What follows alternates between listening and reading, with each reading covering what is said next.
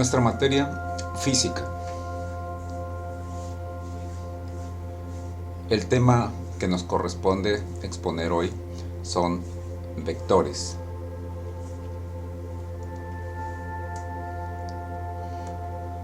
A manera de introducción, vamos a explicar lo siguiente. En física conocemos o utilizamos comúnmente dos tipos de magnitudes: las magnitudes escalares y las magnitudes vectoriales. Vamos a explicar la diferencia entre cada una de estas magnitudes. Las magnitudes escalares van a ser aquellas que van a quedar determinadas por un valor numérico y una unidad de medida. Por ejemplo, la temperatura podemos decir 30 grados centígrados. En el caso de la presión, de la misma manera, la masa y el volumen. Es decir, que no requieren dirección y sentido. En el caso de las magnitudes vectoriales, van a ser aquellas que quedan determinadas por lo siguiente. Se requiere de un valor numérico, una unidad de medida, una dirección y un sentido. Y podemos citar como ejemplo de magnitudes vectoriales al desplazamiento, a la velocidad y a la aceleración.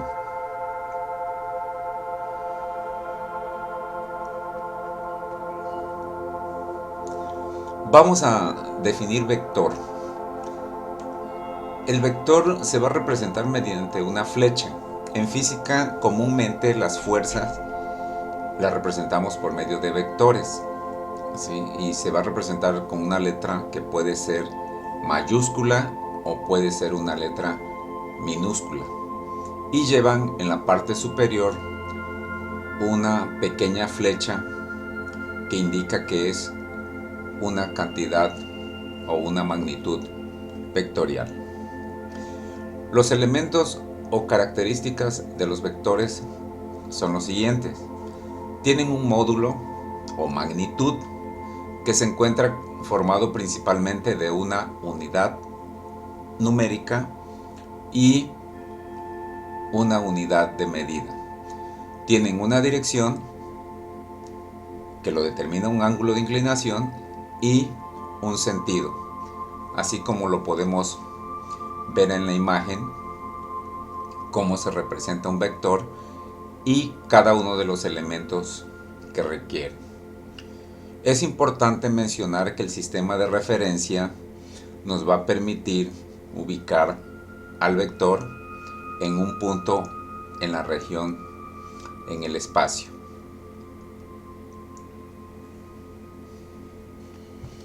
Vamos a empezar a describir cada uno de los elementos de los vectores. El módulo o magnitud de un vector es la longitud del vector, es el tamaño de la flecha y se encuentra formado por un valor numérico y una unidad de medida. Por ejemplo, podemos tener 10 centímetros, 50 metros, 60 newtons, etc. Tenemos en la parte de abajo un ejemplo en el que está la flecha con una letra que indica a un vector.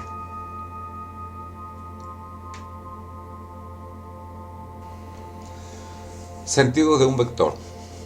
Cuando hablamos del sentido de un vector, se refiere a dónde parte y a dónde termina, o más bien hacia dónde se dirige la flecha. Tenemos dos ejemplos de vectores opuestos. Por ejemplo, el vector K, su sentido es del punto A al punto B. En el ejemplo de abajo tenemos el vector M, que va del punto B al punto A. Son dos vectores opuestos. Dirección de un vector. La dirección del vector es el ángulo que forma la recta que lo contiene con el eje de las abscisas. Por ejemplo, en este caso, con el eje horizontal. Podemos observar que tenemos un vector, que es el vector C, con un ángulo de inclinación con respecto al eje horizontal de 40 grados.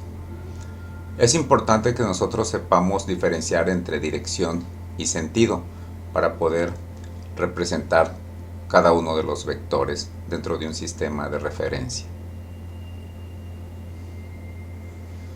Suma de vectores por el método gráfico, o también llamado método del polígono. Se utiliza cuando queremos sumar dos o más vectores y va a consistir en colocar un vector a continuación de otro, de modo que en el extremo del primer vector se coloque el origen del segundo vector, y así sucesivamente se realiza con cada uno de los vectores que se van a sumar, utilizando siempre un sistema de referencia. Se debe conservar en cada caso su tamaño, es decir, su magnitud, su dirección y su sentido. Y la resultante será el vector que una el origen del primer vector con el extremo del último vector. Así como podemos observar en el dibujo, el vector U se suma con el vector V y la resultante es el vector U más V. Vamos a realizar un ejemplo de suma de vectores.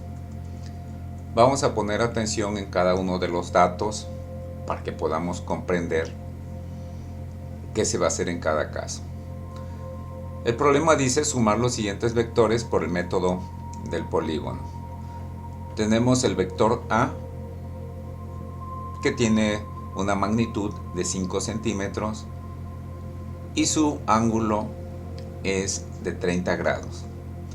El vector B tiene una longitud o una magnitud de 3 centímetros y su ángulo es de 50 grados. Y finalmente tenemos el vector C de 6 centímetros con un ángulo de 80 grados. Para representar este ejemplo, recordemos nuevamente que vamos a utilizar un plano cartesiano para poder ubicar nuestro vector con respecto al eje horizontal. Por lo tanto, procedemos a realizarlo. Vamos a ir haciendo paso a paso la representación de cada uno de los vectores. El primer paso es tomar el vector A, así como lo tenemos enlistado, el vector A de 5 centímetros con un ángulo de 30 grados. Vamos a proceder a representarlo en nuestro plano cartesiano. Utilizamos nuestro transportador, lo colocamos en la posición como se indica y empezamos a contar o a ubicar los 30 grados con respecto al eje X y medimos con una regla nuestros 5 centímetros que nos indica la magnitud de nuestro vector. Ya que trazamos el primer vector, el vector A de 5 centímetros con un ángulo de 30 grados, vamos a proceder a trazar el vector B. Se coloca el transportador en el extremo del primer vector de forma paralela al eje de las abscisas, ¿sí? Imaginando que tenemos ahí una línea como la tenemos ahí representada de color rojo, y medimos los 50 grados de inclinación de nuestro vector. Ya que colocamos los 50 grados, vamos a medir con una regla prácticamente los 3 centímetros que nos indica la magnitud de este vector.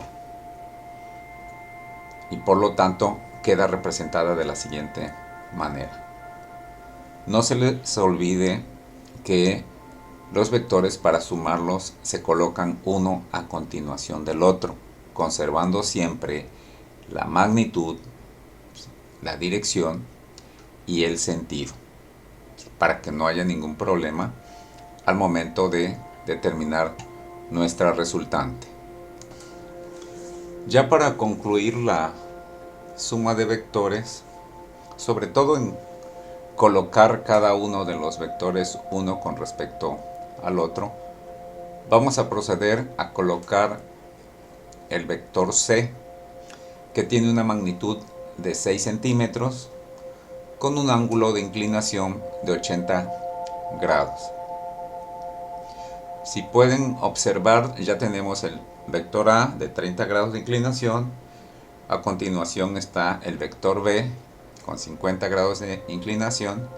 Y finalmente se coloca el vector C.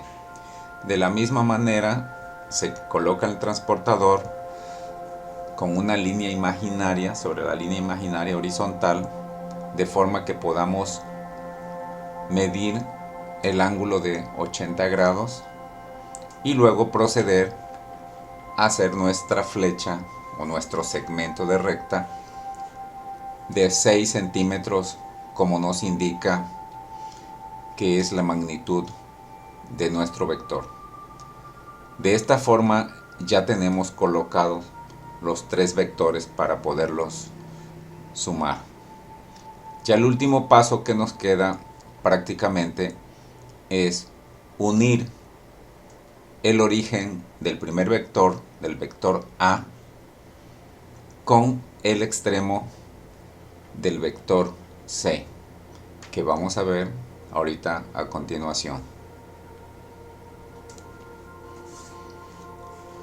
Finalmente, ya que tenemos los tres vectores representados en nuestro plano cartesiano con su respectiva magnitud, dirección y sentido, el último paso es unir, como se los mencioné anteriormente, unir el origen del primer vector, el que mide 30 grados, el vector A, con el extremo del vector C, así como lo indica la flecha de color amarillo, la que dice resultante, y ese es prácticamente mi valor resultante. El paso que nos corresponde hacer ahorita prácticamente es tomar la medida con nuestra regla, tomar la medida en centímetros y expresar nuestra resultante con su magnitud y su unidad de medida, que en este caso serían en centímetros. Y de esta manera nosotros prácticamente haríamos la suma de vectores por el método del polígono. Vamos a explicar por medio de un ejemplo, del ejemplo 2, qué pasa si hay un ligero cambio en nuestro problema o en nuestras unidades de medida de los vectores. En caso que la magnitud de nuestros vectores se nos proporcionen en otras unidades de medida, por ejemplo, que sean newton o kilómetros por hora, metros por segundo o metros por segundo cuadrado, se debe proponer una escala para que podamos expresar nuestros vectores en centímetros. Esta escala es una relación entre los centímetros que va a medir nuestro vector con la magnitud de cada vector. Tenemos como ejemplo tres vectores. El vector D, que tiene una magnitud de 150 newton con un ángulo de 30 grados. El vector E, que tiene una magnitud de 120 newton con un ángulo de 50 grados.